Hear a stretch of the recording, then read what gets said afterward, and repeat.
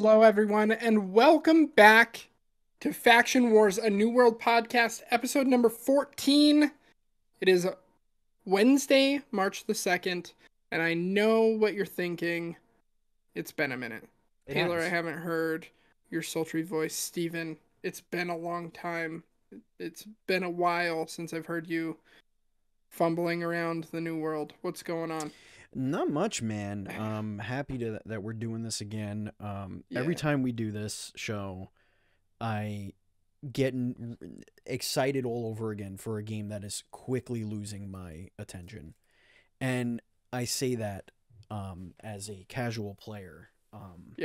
You know, there was some scary stuff that happened in the world. We'll address that today. Yes. Talk about that dev update and everything. Absolutely. Because I was getting frantic messages from you in the middle of my work day. I was like, what the fuck is happening? Why can I not play this game anymore? So we'll talk about that a little bit. We'll speak on it. But yeah. I'm doing well. I'm happy that we're doing this. I made sure to have a nice strong coffee when I got home from work, so I'm sipping on some coffee right now, actually. For the listeners at home, I know it's been a couple of weeks since we've had an episode. I want you to know that was not intentional. I didn't mean to just leave you guys in the dark. I had a surgery for men that you have. Surgery. Yeah, that you have when you're done having children. Yep. That went horribly wrong. Just horrifically wrong. Definitely. I mean, let's make something clear. You're not a eunuch. No. And you can still pee, and your thing is still there. That's not it. So it didn't go as horribly wrong as some people's imagination just took them in that 8 seconds, but still terribly wrong. For the span of about a week and a half, I did have a testicle the size of a softball. So yeah, not good. It was pretty bad. It was not optimal. Not the way you want your satchel to function. Definitely not. Not. And then you know, I had some family stuff. Kids were super sick. I think Steve got sick a little bit as well. It was it was a terrible month. It was it was a run of like 2-3 weeks where we were just like, what the fuck? When are we gonna record this thing? So yeah, we're back. We should be on a good pace now. Next week, our boy Joby will be back. Yeah. So we have a lot of news that we want to cover. I'm going to go high level on the new stuff that they announced today. This episode, we're mostly going to be giving impressions on the February update and talking about that, as well as the dev blog. We'll touch on a couple of small things that they teased for the March update, but we'll be diving deep into that with our boy Joby next week. But yeah, that's the plan for today. Before we get into that, though, this is Faction Wars, a New World podcast, the podcast with all of your latest news, tips, tricks, and stories from around Eternum. You can catch us on every single one of your favorite podcast services out there. If there's a podcast service that you're listening on that you can't find Faction Wars on, which I know doesn't make sense because I'm talking about it on Faction Wars. But if you're like, hey, I want to switch to Pod House or something, and you're like, hey, where the fuck is Faction Wars? Let us know. If you can't find us somewhere, let us know. We'll correct that for you. Indeed. You can also find us on YouTube, youtube.com/dualscreens.tv, where all of our episodes post the day after they're recorded. We also have a bunch of other really awesome content over there, including interviews with indie developers, voice actors. You can catch the Crossplay podcast, which is our weekly just general gaming news podcast. So if you're interested in any of those, make sure you subscribe to that YouTube channel. If you want to support us a little bit more, you can go over to patreon.com/NDS podcast, just like our Patreon producers, F&H Paul and Colton the Apprentice Nestler did, and support the show a little bit more, get some goodies as well. Thank you. Stephen. Yeah. I know you haven't been playing much New World. I know there's been a lot going on. We had server merges. We switched factions. It's been total chaos the last couple of weeks. Have you had the chance to jump on and finish the story at least. Here's the thing. Right when I was going to do that, okay, I got 2 games to review that I was pretty excited about that I wasn't preparing to have to do both at the same time. Yeah. So that is still a thing I'm trying to work through. I should have those done by this time next week. I just feel bad not putting my non-streaming or podcast recording time to anything but those games. Sure. So no, honestly, I haven't. I have been following the bouncing ball. I've been seeing what the company has been doing. I've been part of those discussions as best I could. I'm really kind of planning my return to New World to fit a very specific role. And that's kind of how I'm going to be approaching this. And sure. we could discuss that if you want. We could discuss everything that that's been going on in our faction war, which honestly is just like from a layman's point of view, just seems like chaos for chaos sake. And I know that there are not only reasons for it, but there are like statistical spreadsheet, bar graphs, pie chart reasons for doing it. And I think because it's specific to our servers, our faction, our situation, I don't know how important that would be to anyone who plays New World. However, I think it's because of the state of New World that we're put in this position to begin with. 100%. Yeah. So for some context for the listeners, they announced server merges with like 24 hours notice. This most recent round of server merges. And so that kind of like threw us for a bit of a loop. We got merged into this other server that had a super company with like 5 or 6 shell companies that owned every territory that mattered. And they were the same color that we were. They were green. And so we were like, you know what? Like, we want to try and own a territory. Let's switch over to yellow so that we can fight these guys. Because yellow didn't really have, like, yellow was pretty down and out. It was on the weaker side. Yeah. And so we got our alliance, formerly green, from our old server. We also got the purple companies from our old server who were kind of getting treated the same way by the incumbent purple faction on this new server. And we're like, hey, let's band together, enemy of my enemy is my friend kind of a thing. Mm-hmm. Let's all band together on yellow. Then we'll have really nice server balance. The population will be good, and we can kind of like all vie for these territories. The day that we switch over, this green company, as well as the majority of the purple resistance, transferred to Orun, which is the new like super sweaty PvP server on US East. Yep. So we were like, just wasted our faction swap, and we're left on a server with a peak population of like 200 people, which means like we're not getting OPRs to go at all. Like it's rough. Barely. I mean, that barely counts as a massive multiplayer online game. Yeah, you lose the massive. Yeah, it's just a multiplayer online game at that point. Mm-hmm. And so it sucked, especially for people who like their main draw to the game was PvP. You can't even participate in the casual PvP content at that point. There's no wars happening. We're losing all of our invasions because we just like don't have enough people to do them. And so we're like, okay, let's use our faction swap token, go to another server. Did that recently. Great decision. Like we moved to like now like one of the top most populated servers, but at the time it was like a top 5, top 6 on US East. And it was one of the best decisions we made. Immediately going over there, the market's popping again. Like, it reminded me why I love this game. Like, everything just had this energy in it. We were getting in these invasions and just totally wrecking shop. And we're getting in wars with these random companies we've never met before. And like, we're meeting all these new people. We're meeting these new groups doing like Elite Zone world tours and stuff. We're There's like OPR happening all day long. There's expeditions and dungeons happening all day long. Constantly, people are running like arenas and stuff. So it's been very, very good.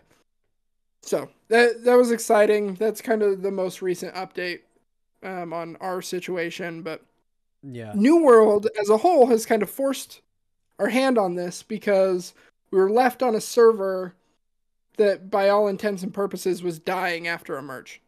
And that's not a unique situation to us. If you look at the most recent Mm, server population numbers, yeah. there's a number of servers that are peaking out at like 100 people.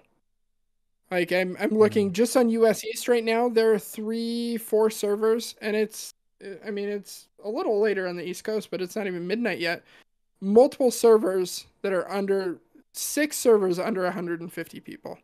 Like it's not playable with mm, populations that low. Nothing yeah. sells. Like you can't make money. You can't do content. And so I think this is Amazon Game Studios' way of forcing people to use those transfer tokens so that they're on a server and they're there before they do any other kinds of merges or anything. So they don't Mm. want what happened with this most recent set of merges to happen again, where they merge and get a couple of servers in a really healthy spot, then people just transfer off and fuck it up again. Yeah, So or it, so I don't know how much research goes into the servers that get merged and whatever, but like it can't like I feel like they're not understanding what's happening on the political side of yeah. those servers. Like our server there or the one that you guys went over to or were whatever we were merged to, like Hmm. having that company with a bunch of shell companies, like they should have known that. They should have saw Yeah. that. They should have understood that that was what was happening, because when somebody has control over something for so long, it's not easy to keep that control. It's just Yeah. not. Um, so having this company just sitting there and dominating, like you have to realize that just bringing people over there isn't necessarily going to fix that. And I'm sure that's what they thought was going to happen, that it was going to be, oh, competition, yay. But it was like, nah, because they're not willing to play. They're not willing to play nice. Like they're Yeah. keeping the way they were doing things is the way they're going to do things, and then everybody just leaves again because now it's not conducive to the way they want to play the game. And I think that that's a problem with the fluidity of how companies work and how they take over territories.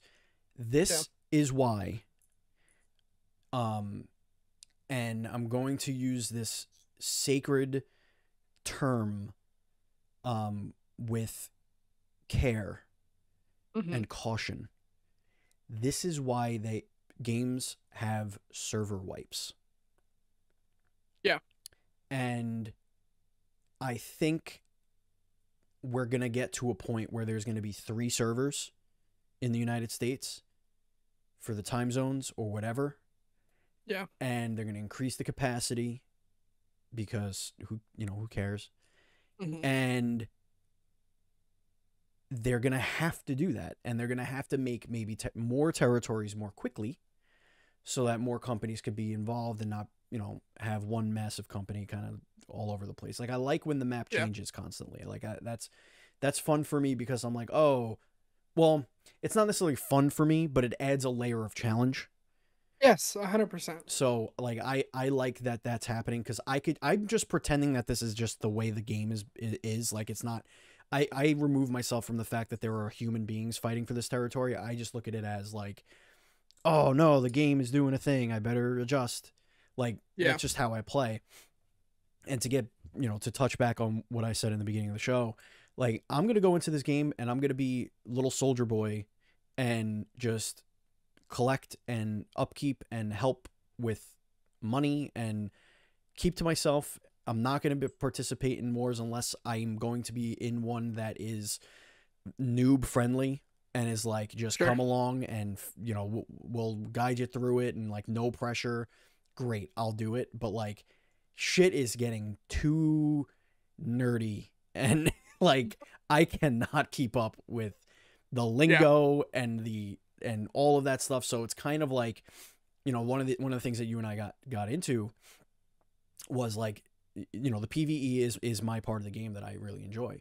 The character building, the life building, as it were, Yeah. community building, like all of that stuff is the part that I really like about it.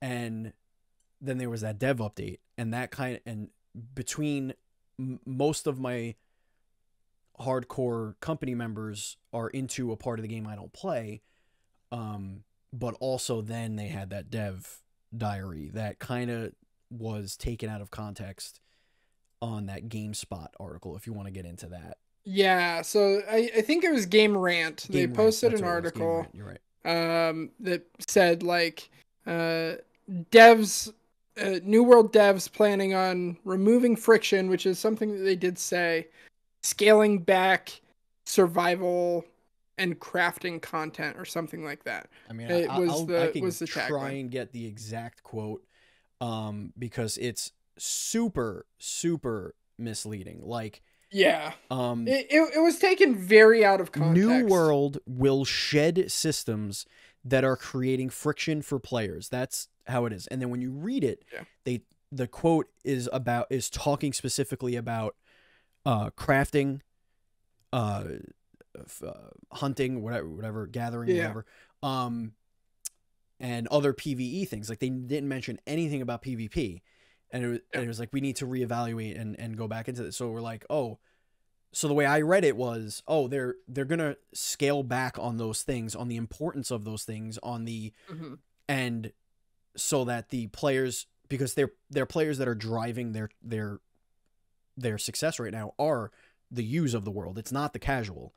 Um, and I was thinking like, oh, that's an interesting way to, change the game by stomping on the things that keep the casuals around and just focusing on the hardcore. It's almost like Destiny. Yeah. Like, Destiny went and made the game so hardcore that if you did not play every day and saw the changes as they were happening, and you just were like, oh, 3 months later, I'm going to go back in. I like shooting things. You would go into that and be like, what the hell is going on in this video game?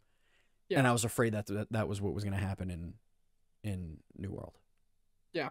So the the actual context of that quote from the dev update, for our audience, the devs were specifically talking about points of contention that players had for ease of use. Some of the big things that they cite were like how long it takes to level up fishing as a profession versus everything else.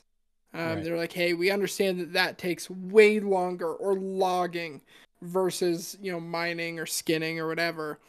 Like the requirement there is just so much higher. We're gonna scale that back a little bit to bring it more in line um, with how things are. We're also going to reduce the grind to craft some of the things you need, like tuning orbs for endgame dungeons.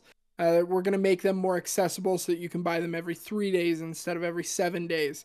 Mm. We're going to make it so that Azoth fast travel costs are significantly reduced. And cited things like that, like removing the pain points so that people can get around easier. They can level the professions that they're interested in Right. easier, and they can do the content that they want to do without having to grind portals and other like super rare drop crafting mods Mm. all week long to be able to run one dungeon. So the in context of the full dev video, I was like, yes, this is awesome. This makes it so that even people who can't play every day like myself can access this endgame stuff. Then I'm getting blown up by you, and you're like, what the fuck? Like, why are they getting rid of these systems for like PvEers and stuff? And I'm like, oh. I was super confused. So yeah, that article like took that quote way, way out of context and like made it seem like they were totally changing the like PvE aspect, when in fact it seems like they're doubling down on it. We'll talk about it a little bit at the end of the episode. The March PTR update, they posted a little snippet of what they're going to release. We'll Mm. deep dive into that more next week, but one of the big highlights here is a new weapon, and a new PvE dungeon.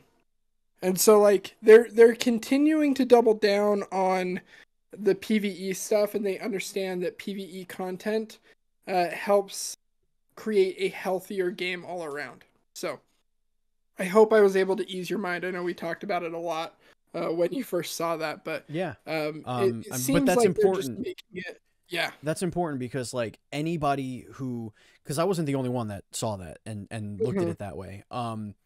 You know, it's as you know, we've at Dual Screens we've interviewed like hundreds of developers, and we don't know how to make a video game, but we know what the people who make them think about, and the things to keep, like, casual players are the most important as far as the longevity of your game. Maybe not the Yeah. profit of your game, but the longevity of the game. And Yeah. they're the ones that keep the servers open. Mm-hmm. And your 100%. hardcore are the ones that are going to every once in a while throw a ton of money at you, which is fine. Um, Yep. and, you know, having them focus on, like what you said, making the things that the player can come in and do that doesn't seem like a slog anymore is a big step into making the game for those people. Yeah. Because I think the main thing they have to do right now, like months ago, a couple months ago, we spoke about like what do they need to focus on? Like they need to focus on not breaking shit every time they do an update. Mm-hmm. Like that was big. The balance of economy was a big thing they had to work on. Yeah. Um, and all that. But like now I think their focus has to be on we need more players. Yeah. Like we need to figure out how we're going to Bring people back. bring people back, but like in a way that isn't just a flashy marketing ploy. Like Yeah. 100%. the hook of this game was so good, and then there was a part of the game that sort of took over the meta, and it was almost like focusing, not, I don't want to say focusing on the wrong thing, but putting too many eggs in one basket for too long. And so Yeah. that part of the game became a little muddled, a little bit like changing a little too quickly and too many times. Like you guys had to like relearn how to do PvP stuff like 3 or 4 times now. Like the strategies change, the the balance change, the Mm-hmm. whatever, all that stuff keeps changing. But the PvE stuff stayed the same for pretty much that entire time. Like yes, they did add a few things here and there to make things interesting, varied some enemies, yada yada, stuff like that, but like changed how some of the quests work, but most of us already did those quests. Yeah. So, yes, it's for the new people. Yes, it's, you want to get new people in and make them feel comfortable, but like we liked hunting, gathering, and doing fun little side missions. Like that's the part that a lot of people that got people hooked on the game. Yeah. And, I think, like I said, just taking a few eggs out of that PvP basket and end game basket and putting it into the how do we make the initial experience as captivating as we possibly can. I don't know, maybe more than one cutscene the entire game would help. Yeah. Like just make it seem like more of a video game and less of a like mobile check in every day to do the thing and check, like make sure you do this run, that run, this run, that run, whatever. Like that's what it started to feel like to me. So I'm glad to hear that it's not doom and gloom. Yes. And I'm glad that you brought up some of the key points that we said they needed to focus on, because with this most recent update, they absolutely have.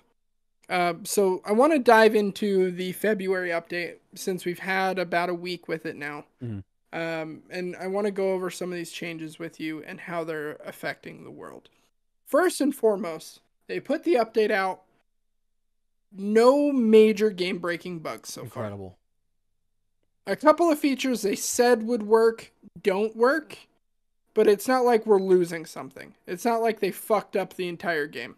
The game actually Mm, feels really great to play right now. I know there's a handful of people who are on higher ping that desync is like a real issue right now. mm-hmm. And I sympathize with that 100%. It does seem like the desync has gotten a little bit worse Mm, since this patch. Especially if you're playing on higher ping. Like there are some people in our company who are from the UK playing on US East servers, or there are some people who live on the West Coast playing on US East servers. Like those people especially experience desync at a higher rate now, it seems. mm. The But world is also going through some shit right now, and yeah. I feel like because I was also having a ton of issues with PSN, like Mhm. just taking things that would normally take 20 minutes to download were taking 8 hours for no reason. Like Yeah. internet speed was fine, but I guess the server it was pinging was just over. I don't know. I don't know what's been going on, but there have been a lot of weird internet issues lately, and I don't know if that has Yeah. something to do with it. Maybe because they're all using Amazon's little server farms or whatever. I don't know, Mhm. but there's something there that we know nothing about. But I digress. Yeah. Continue. Yeah. But overall, the changes feel really good. Changes to combat feel great. The accessibility that they've added, making it so that you can buy gypsum orbs, so that you can get your expertise bumps more. Uh, Adding umbral shards into more content and adding more umbral shards into existing content, making it more accessible so that you don't just have to grind high level mutators all day to get your gear score up. Like the first day of the patch, I went and I had been saving my gypsum casts for like a week. I went and opened them all up. I had like 15,000 umbral shards, and so I was able to take my gear set that I was sitting at like 610 all the way up to like almost a full set at 620. Nice. Um, so yeah, it was really nice, and they added a lot more ways to upgrade your gear once you hit that soft cap threshold at Mm. 600. Um, so that's been really nice. The changes overall feel really good, and I'm happy with this bug fix update. Navigating the auction house is still a nightmare. It still needs to be something that they address, but it seems like they're listening, they're focusing on stuff that is important to the community. They're making it so that more things are rewarding, which Mm-hmm. is good. And they're making it so that more things are accessible to more people, which is always good. Yeah, it's almost like you know, if something isn't if something could function better but still functions, like Mm-hmm. they could kind of leave that alone for now. Yeah. And there are other systems that they need to make sure work as intended first before Mm-hmm. they move on from it or focus on anything else. Yeah. I even think that like adding a new weapon to the game right now, which you know it's coming or it's here. I don't Mm-hmm. even know. I think it's coming. It's like soon. March. Yeah. March. Yeah, it's the like even doing that where they just really got weapon balancing right. Like I feel like it's in a place where people are not complaining about it every 5 minutes. Mm-hmm. There are still things that are OP. Sure. There are still meta strategies, sure. Um, but like even that, I would be like, that's just gonna cause another set of problems. Now people are gonna figure out exploits for that, and then you're gonna have to patch that, and then like all this stuff. So I think things should need to live in the PTR a little bit longer for them, Yeah. so that they Yeah. could like really have a battle plan and set Mm-hmm. these things out a little bit slower. Yeah, While they I focusing on the think other they stuff. need to do better at communicating that too. Like with the February update, for example, they announced at the beginning of the month that this was the February PTR update, and they keep referring to these PTR phases by the month, right? Right. And I think they need to try and get away from that because the 3 weeks that they have to PTR test this stuff just doesn't feel like long enough, It you it know? isn't. I mean, if you look at the general pop servers are dwindling. What do you think a PTR server looks like? Like, what's the Yeah. peak PTR server? I have no idea. It Couldn't can't even be. It guess. can't be good. Like the casuals don't know it exists. Put it that way.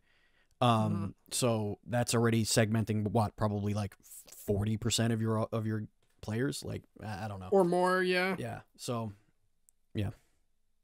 Yeah, I agree. I think they need to get away from naming it after a month and instead try and Chapter. give themselves a little bit more runway, Yeah, call it a right? chapter or just do like Roman Yeah. numerals, like, oh, PTR 4.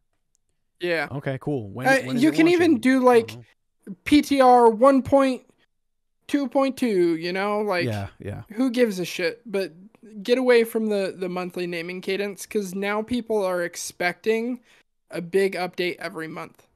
And if you can't put out significant content every month, which is a insanely fast turnaround on this stuff, And a big like ask. yeah, a big ask when the game is like just now getting to a semi-stable state. Like it makes me nervous. I think they need to be smart with how they handle this stuff going forward. Oh, They've already kind of made their bed for the first like quarter or two of the year. oh my Um, goodness. I what's don't up? there is, yes, it is a switch on the, hold on, let me hit the switch. Oh, my train is going off the rails. Did you know that Guild Wars put out a freaking expansion pack this week? Yes, yes, I did know that. Guild Wars 2, Uh huh. which I'm pretty sure came out when I was in high school. I mean, I could be completely Yeah, mashing it that sounds together, about right. but it was a long time ago. Hmm. That might have been Guild Wars, the first one that I'm thinking of. But yeah, either way, like I was either in high school or Game's college. been out for a very Like long it's a time. long time, and Yeah, still getting content. So we know that games they can last, and they yeah, can have major updates. So and they can have a turn in the public eye too. oh And yeah, a lot of MMOs do this. Elder Scrolls Online, Final Fantasy 14, mm-hmm. all of these Fallout major 76. MMOs, Fallout 76 to an extent. I Mm, think World of Warcraft has like had a major change in the public eye 3 or 4 different times in both yeah, directions. yeah. Um, and so like it's possible for them to redeem this game. Like we need to remember this game is 6 months old this month, you know? Yeah. Like there's still time for them to turn this around. They just have to really nail these next couple of patches, and taking their time with them is going to be the way to do that. Absolutely. All right. Little teaser they've been putting out these last couple of days for the March update. Mm. I want to talk about this. First and foremost, we discussed this um, a couple of episodes ago for your weapon of the week. You Mm. mentioned the Blunderbuss. Mm-hmm. The Blunderbuss will be coming out in the March update. Mm-hmm. They gave a couple of details around what the Blunderbuss will do. There are 2 trees that they highlight here, just like every other weapon. The containment tree is all about closing the gap and unloading hot lead into your enemy's face. Ooh. So it's more up up close, personal. The chaos tree focuses on keeping distance and bombarding areas with explosive AoE damage. Mm-hmm. This is the first weapon that is going to scale off of both strength and intelligence. So it is a good range option for melee bruisers, as well as a nice gap closer slash distance creator for mages. So I think there's going to be a lot of really fun combos that people create with this unique stat scaling weapon. So I'm excited about that. Um, they put out a couple of like teaser images of it. You can't really see like any of the abilities or anything outside of this one. Looks kind of like a knockback. But I'm excited. I think having more non-magical ranged options will be really good. I agree 1,000,000%, and that's why I came up with the idea and sold it to Amazon Game Studios. I get a part of that, right? Like Mm-hmm. you're Yeah, gonna it's you're gonna cut royalties me for in the on. show. Oh, perfect, excellent. Yeah. Excellent. The other thing that they announced in the March PTR, one of the big teases that they had made here, was that they are releasing a new dungeon. Mm-hmm. And with this dungeon, they will be finishing up the story of Isabella. Mm-hmm. Yeah, Stephen, there's some shit do you going know on who with Isabella. Isabella is? Yeah, I do. But I don't know enough that I have been spoiled and can recount what's going on. I just know that there's some shit going on, Uh-huh. and Isabella's at the focus. Great news. Most people have no idea who Isabella is. Okay. So you've done the Dynasty Shipyard expedition, right? I don't think so. I think I'm up to that. I think that's Oh, what I'm waiting to do. let's do that soon. Next time you play, let me know. I'll run that. Yeah, I'll run that. let's do it. But in Dynasty Shipyard, you fight this enemy named Isabella. She's a corrupted maiden.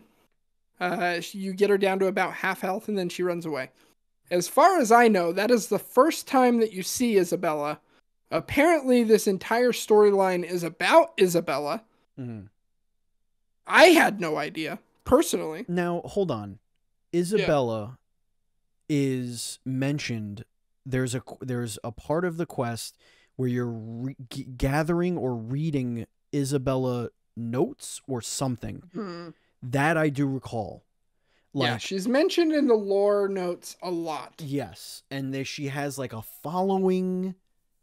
Yeah. And so like I know that there is this almost like cult leader that has left breadcrumbs everywhere. Like that's kind of what I know right now of an Isabella.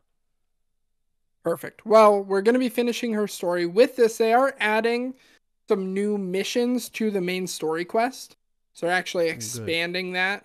And it will culminate in completing this dungeon. The dungeon is going to be in the capital city of Mirkgard, which is at the very northern point of Shattered Mountain. It is the most difficult, in my opinion, elite zone in the game. And there's this cool church that sits at the top of it that you couldn't get into previously, and then a door that very obviously looked like the entrance to an expedition. So, that is going to be the next big endgame content. It's recommended for level 60 plus players with gear score between 550 and 570. So, this is going to be an endgame dungeon, and highly likely they will include this in the rotation for mutators as well. They also mentioned that they're going to add a handful of additional quests. That's all they say. Yeah, they're gonna. I imagine they're gonna like remove some stuff that people find monotonous and boring, and just add different types of shit, just to keep things fresh and different. Sure. Which are the same word. Yeah. But yeah, like that's cool. I like when I'm going around and being like, what the hell is this? Or like when you go to the board and it's just something a little different, just a little different. It's like, oh, okay, yeah, that sounds interesting. Yeah. One thing I don't think you have on your doc though that I want to mention, is this is probably the best grouping of New World free shit for Prime. Yes. Like these skins are great. Yeah, so they've added 2 since the beginning of the year. We talked a little bit about the Sorcerer's Finery pack on last episode, I believe. And then they just recently released the Cloak Charlatan pack. They don't have any teasers for what's coming soon, but they do have 4 additional bundles that just say available soon on them. But like the other thing is they each come with 5,000 marks. Yes, so they're giving out a lot of currency. Yeah, that's huge. Yes. The hood on the Sorcerer's pack is a little questionable. It looks weird. So basically it's a hoodie, right? Like it's a hood, but then at the bottom there's cloth that goes like it's just around your neck. Yeah. It looks like, so it's like you're pulling on a hoodie, but it's just the hood. Right. It's like a cone of shame, but a hoodie instead of a cone. Yeah. And it's not like attached to the chest Right. wear at all. Right. So it looks weird. The Charlatan pack, I will say, looks very, very good in game. The cloak looks nice. The hood fits a lot better. I It like the looks colors really good. of the sorcerer. Yeah. I like I'm that. hoping with this next bundle, because we have kind of like a rogue and a mage. I want them to do like a big like heavy armor set, Beefy for like boy. for like a bruiser or a tank looking thing. I think that would be awesome. Mm-hmm. Agreed. So, but yeah, Prime Gaming giving out a lot of free in-game currency, even if you're not playing the game right now. Highly recommend going in and just claiming that so that when you come back, you can buy some dope skins or something. Indeed. The last thing I wanted to highlight, they mentioned this in the deep dive PTR patch notes that they just put out for March. This is more on the PvP side. The big change here is in wars on defense, defenders can no longer spawn on one of the 3 points when they're Mm. uncaptured, Mm. which is going to significantly improve the win rate for attacking teams. It's going to be a lot harder for people to defend now because they had the crutch of being able to die and then immediately spawn on the point that they died on instead of having to run in from the war camp like you have to on attack. Yeah, which So, honestly makes all the sense in the world. Like, what every yeah. all any game ever has done this. Like, it just whatever, but it's okay. Continue. Yeah. I'm happy with the change. It was way too easy for situations like our server where people would take these top territories and then just hunker down and be able to defend them for months at a time. Mm-hmm. This will make it so that the map is flipping way more often. And it's going to keep wars way more engaging. You're not going to get these super companies that are able to just squat on a territory forever because they have defenders advantage. Mm. Defenders still have an advantage. They'll still you'll still see wins skewed on the side of the defender, but it's not going to be nearly as much as it is now. Amazon claimed in a recent dev blog, I don't think it was the most recent one, but one of like December or January, that the win rate for defense was 80%, and that felt low based off of personal experience and anecdotes from Reddit. Like, I think it was closer to like 95% that defenders were winning, which in a competitive PvP game, like, that shouldn't be a thing. I just had an idea. What if, hear me out. What if these territories didn't always have to be fought for? What if you can use an in-game system to politic and sell territories? I think that would be awesome. And like I would love, I would love for there to be like, instead of like, if you're wanting to take a territory over from someone within your faction, instead of going to war with them and having like a civil war, you can hold like a governor election, right? Mm-hmm. And you could like politic, and you have to get people to vote, and only people within your faction could vote. Like, yeah, I think that would be really cool. I love the political stuff, like the Game of Thrones style political intrigue that happens on these servers, like, is so much fun. I want them to embrace that with game mechanics now. Like, I want it to be like I want there to be like a subterfuge option, or you know what I mean, like spying and like all of this stuff that like you can really, or you can like sabotage siege beforehand if you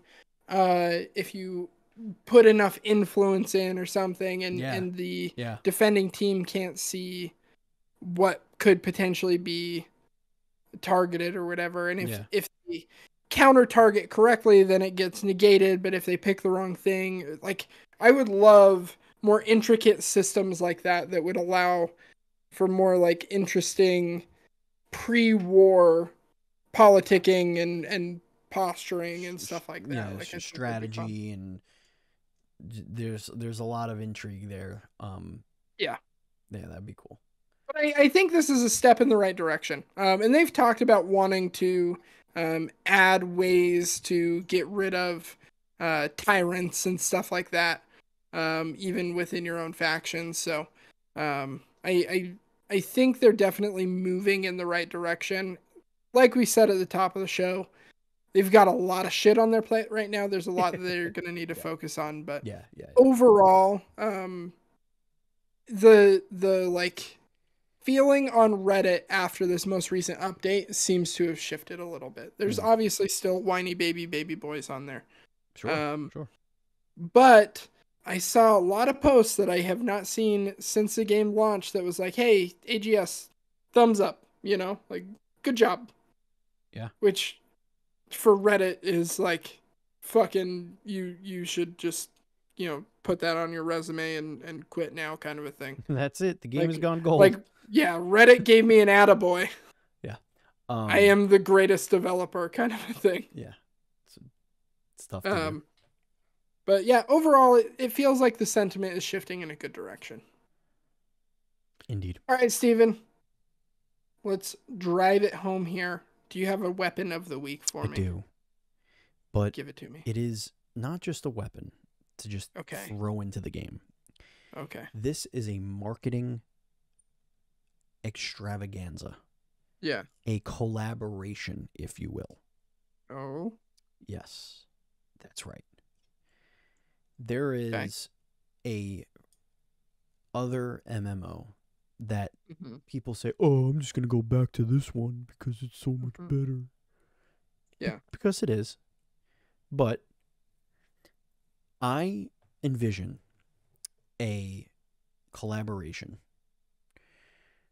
with Final Fantasy. Okay. Not 14, not anything that we know from the MMOs, but rather one with one of the more interesting weapons that I think would fit in rather well in New World. And I'm talking, of course, Barrett's arm gun. No, close. Oh. Final Fantasy VIII, Squall's Gunblade. Oh. I like it. Okay. Gunblade would be basically a two-handed blunderbuss greatsword combination. Yeah. Where one tree would be more focused on the trigger aspect of it, where you're doing more cone-like damage, a little extra bleed maybe because of the bullets, right? Something like that. And the other tree could be more focused on the devastating single target attacks, like a Warhammer or one of them big axes, something like that. Because the sword is huge, we know that, but one of the mechanics was if you timed it right with the trigger pull, you would do extra damage because you'd be basically shooting the gun at the exact moment that the blade as you're hitting, right. Yeah. So we can mess with that a little bit too. Where you can trigger abilities based on your actual clicks as opposed to just choosing the ability to trigger. Like you could do things with combos a little bit more interestingly. And the final unlock in the trees, we could say each one has their own variation, but summoning a Shiva or an Infrit. What? Right? Where the final ability is like you Shiva, it's a healing spell basically. It heals your party a little bit, whatever, maybe a heal over time type thing. And then Infrit could do like fire damage over time, like a massive, whatever.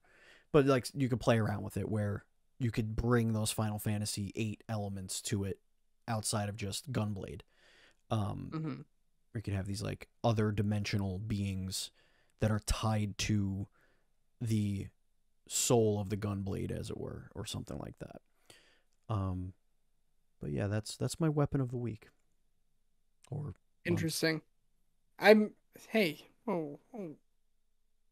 Well, listen, All sometimes right. I miss shows, you know? I understand. Well, Steve, I appreciate you joining me for this show. It was a good show. Next week, Joby is back. He Woo. is committed to me that he will be here. Woo. So we'll get back on the lore lowdown. Maybe he can tell us a little bit about Isabella and what her deal is. Yeah, please. If there's anyone that knows, it's him. Yes, 100%. We'll deep dive into this March PTR update a little bit more. In glancing through it, there's some really decent changes on here. Ranged dex users, bows, muskets. You guys are going to be very excited about some of these changes. Overall, looks pretty good so far.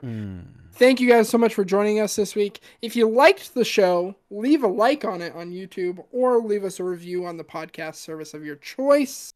It means a lot, especially if you're listening on Apple. For whatever reason, they really value the reviews over there. Even if you're not listening on Apple, go get your old iPod from 2008. I have two. I don't know if you can get podcasts on there. You probably can. You can probably hook it up to your iTunes or whatever. You could just log into iTunes on your computer, you know? Yeah, and then download it. Yeah. It's easy. Yeah. Yeah. Go listen to an episode over there. Leave us a review. It means a lot. Yeah. If you guys like the show and want to support us even more, you can head over to Patreon, patreon.com/NDS podcast. For just $1, you'll get access to our really awesome Discord where we talk about a lot of cool stuff. It's true. Awesome. You'll get access to, pre-shows and bonus shows and all kinds of good goodies. So we would really appreciate support over there if you so choose. Until next time, Stephen, thank you for joining me. Indeed. We will keep the gun in the blade. Impression.